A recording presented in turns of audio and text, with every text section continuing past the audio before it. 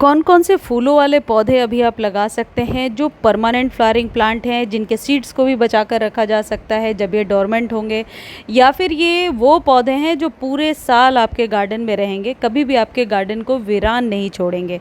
तो आज उन्हीं फूलों वाले पौधों के बारे में बता रही हूँ। और सबसे पहला पौधा है ये पोर्टुला। पोर्टुला का यदि अभी भी आप लेकर आते हैं 20 रुपीज़ के मिलेंगे, बहुत आसानी से अभी बरसातों में लग जाएगी। इसे आप छोटे कंटेनर में लगाइए, इसकी पिंचिंग ज़रूर करते रहिए और इसे डायरेक्ट सनलाइट में रखिए। जितनी देर आप धूप में रखेंगे आप इसकी अच्छी फ्लावरिंग ले पाएंगे। इसके गमले में पानी जमा नहीं होना चाहिए, इस बात का विशेष ध्यान रखिए। पानी जमा होने से ये नीचे से सड़ने लगता है और फिर गलने लगता है। अगला जो पौधा है कनेर है। कनेर की बहुत सारी वेराइटीज़ हैं, किसी भी वैरायटी को ले आइए, 50 से 100 रुपए के बीच में आपको नर्सरी पर मिल जाएगा। इसे बड़े कंटेनर में लगाइए। अगला है मांडेविला। बहुत ही सुंदर खूबसूरत फूलों वाला पौधा है और इसमें बहुत सारे कलर्स होते हैं। तो यदि आप ऐसा कोई पौधा लगाना चाहते हैं जो क्रीपर हो, जो बेल नुमा आकृति ले ले, बेल की तरह बढ़ने लगे, तो ये पौधे ज़रूर लगाइए।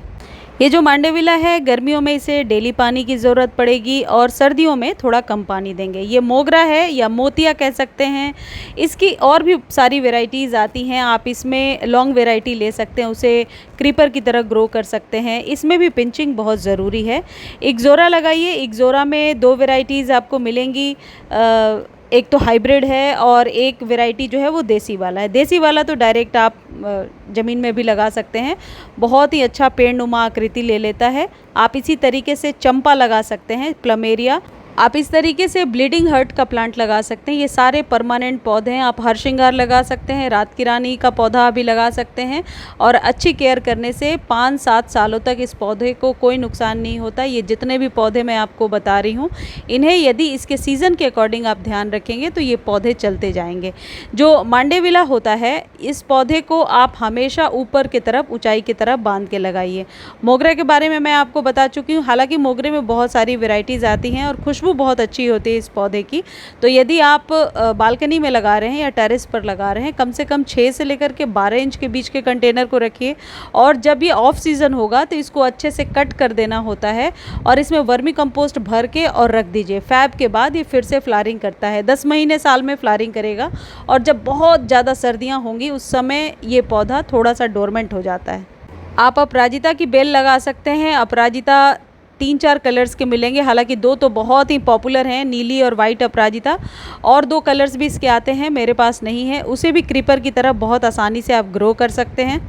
हिबिस्कस के पौधे को अभी ज़रूर लगा लीजिए। ये हाइब्रिड दिख रहा है आपको, जो ये हिबिस्कस हाइब्रिड है। देसी में 3-4 कलर्स आते हैं। देसी वाले तो ज़मीन में भी लग सकते हैं, बहुत आसानी से बढ़ते जाते हैं, पेड़ नुमा आकृति ले लेते हैं। और ये जो हाइब्रिड है सर्दियों में बहुत अच्छी फ्लावरिंग करेगी। हाइब्रिड वाले पौधे को भी बहुत आसानी से ग्रो कर सकते हैं आप। इसकी अक्सर ये वाली शिकायत होती है कि कलियाँ बिना खिले हुए गिर रही हैं, तो इसके लिए आप मेरे एवरग्रीन वाले चैनल पर जाकर देख सकते हैं। इसके बहुत सारे सोल्यूशन बता रखे हैं और यदि आपको चाहिए तो लिंक डिस्क्रिप्शन में मिल जाएगा, आप मुझे मैसेज करके पूछ सकते हैं। जितने भी हाइब्रिड या देसी गुड़हल हैं उनको लगाने का ये बिल्कुल सही टाइम चल रहा है। गुलाब के पौधे को लगाने का ये बिल्कुल सही टाइम है और गुलाब अब अभी से लेकर फरवरी तक फ्लावरिंग करता रहेगा। ये परमानेंट पौधे होते हैं, इन्हें आप ज़मीन में लगा सकते हैं या फिर आप गमले में लगा सकते हैं। इंग्लिश रोज़ लगा सकते हैं, देसी वाले गुलाब लगा सकते हैं।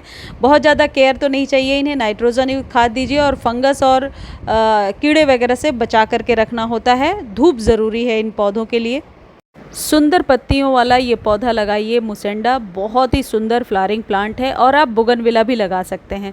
बुगनविला में अब फ्लावरिंग होने लगी है और बुगनविला के बहुत सारे कलर्स आते हैं।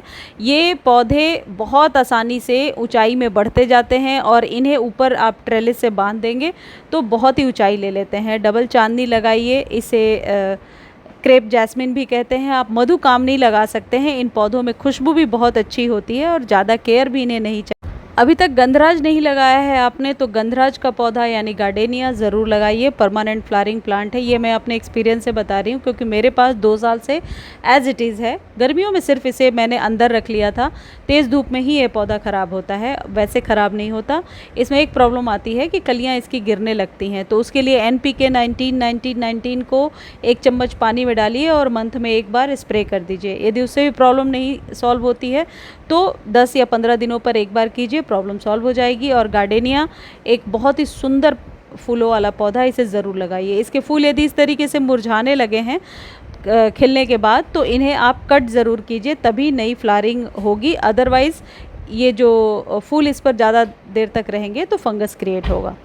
इस तरीके से टिकोमा लगा लीजिए। टिकोमा के और भी बहुत सारे कलर्स आते हैं, सिर्फ एक चीज़ ध्यान रखिए, पानी ज़्यादा नहीं डालना है, अदरवाइज़ इसकी पत्तियां झुकने लगती हैं और फिर पौधे को बचाना मुश्किल हो जाता है। तो टिकोमा को अभी लगाइए और बहुत ज़्यादा पानी इसमें ना भरे, इस बात का ध्यान रखिए। हालांकि बरसात में ओपन में आप रख सकते हैं, लेकिन गमले की मिट्टी वेल ड्रेन होनी चाहिए। आप जूही का पौधा लगा सकते हैं। जूही में एक साथ गुच्छे में बहुत ज़्यादा फूल खिलते हैं और इसकी लंबाई आप यूँ कह सकते हैं लगाने के 10 से 15 दिनों के बाद ही ये क्रीपर की तरह बहुत ही ऊंचाई में बढ़ता जाता है, जैसा मेरा पौधा देख रहे हैं।